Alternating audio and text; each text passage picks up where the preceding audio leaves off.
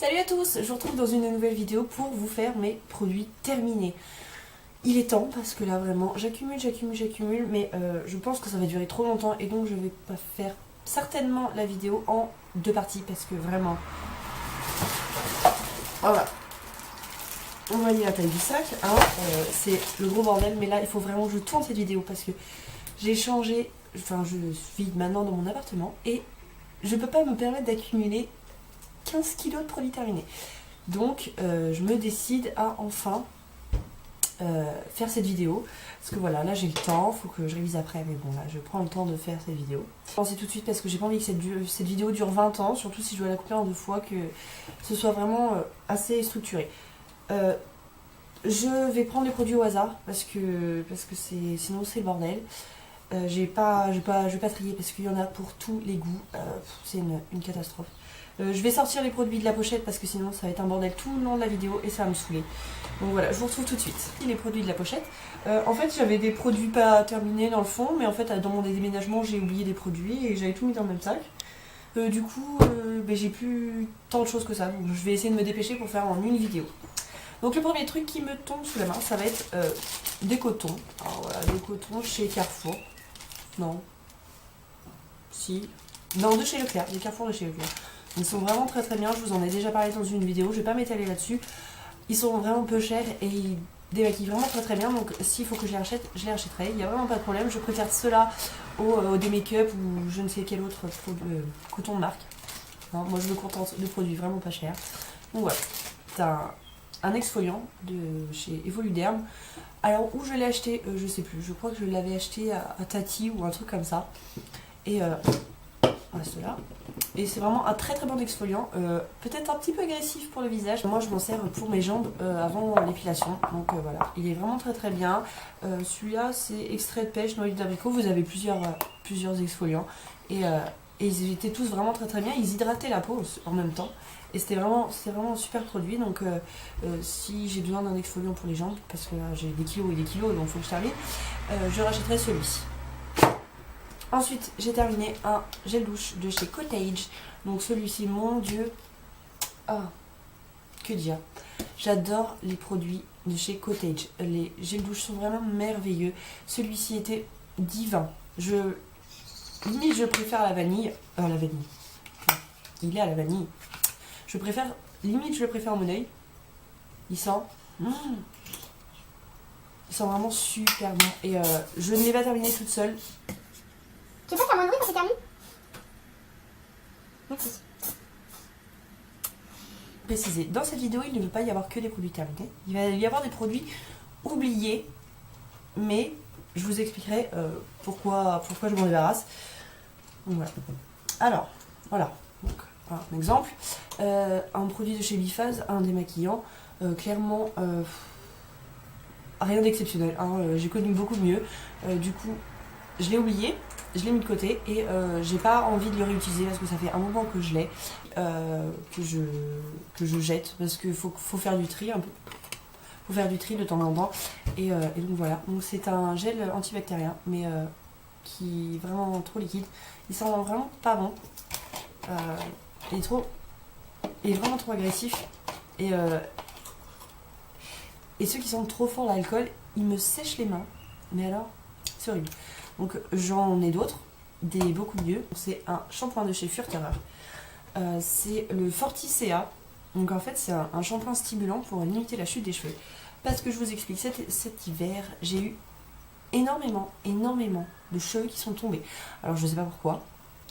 C'était la première fois que ça m'arrive. Les changements de saison, de toute façon on perd toujours des cheveux. On perd toujours plus de cheveux au changement de saison. Mais là, cet hiver, c'était une véritable catastrophe. Je passais ma main dans les cheveux, j'avais une touffe de cheveux. Donc clairement, je me suis dit, là, c'est pas possible. Donc étant donné que je travaille en pharmacie, j'ai pu me procurer un shampoing pour limiter les dégâts. Et ce shampoing-là, mon Dieu, qu'il est bien. Il est merveilleux. Merveilleux. Concrètement, une fois que j'avais terminé ce shampoing-là, je ne perdais quasiment plus mes cheveux. On perd toujours des cheveux, évidemment. Hein, mais là, ça m'avait vraiment limité la chute des cheveux. Et je recommande, si vous cherchez un produit vraiment pour limiter la chute des cheveux, que ce soit homme ou femme, je vous recommande forcément celui-ci. Il a coûté 9,90 € je crois. C'est un shampoing de chez Timothée Pur, donc il est sorti il y a un moment.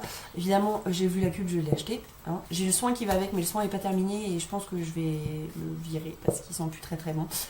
Et c'était vraiment un très très bon shampoing. Franchement je le recommande. Donc ils disent 0 parabènes, 0 silicone et 0 colorant. Donc celui-ci c'est pour les cheveux normaux regressant vite. Il était vraiment super, il laissait les cheveux doux, brillants, légers, c'était très agréable. De là à dire que je le rachèterai, je ne sais pas parce que j'ai encore tout un tas de kilos de shampoing à terminer. C'est pareil, je cumule, j'en peux plus, je crois que je vais jamais voir le bout. Donc voilà, si vous vous posiez les questions sur ce produit-là, je vous le recommande, il est vraiment très très bien. Un autre produit qui n'est pas terminé et qui est à peine entamé, bon évidemment je jette des produits qui ne sont peu coûteux, qui coûtent vraiment 3 fois rien. Donc c'est un lait hydratant de chez Leader Price. C'était à l'époque où j'avais pas trop d'argent et j'avais quand même envie de me faire plaisir. Il est trop vieux, j'ai pas envie de l'utiliser, il me donne pas envie de mettre un lait hydratant et de rester pendant 20 ans en étoile de mer en attendant que ça sèche. Hein. Clairement, on est tous pareils. Toujours chez Leader Price, un lait démaquillant visage. Je l'ai pas mal utilisé quand même, mais c'est vrai que les laits, je me suis rendu compte que vraiment j'aimais pas ça. Ça servait à rien d'insister, donc clairement j'ai décidé d'arrêter. Bon, celui-là il a toujours il a pas une mauvaise odeur, mais voilà, les laits j'aime pas me démaquiller avec du lait, je trouve pas ça agréable. Et donc voilà, je me sépare de celui-ci aussi. Et donc c'est mon eau micellaire favorite de tous les temps, que jamais je ne me séparerai. J'ai une bouteille là, j'ai un petit format. Enfin bref, je me démaquille avec ça, le matin c'est avec ça, je passe tout le temps, matin et soir, j'utilise la Bioderma.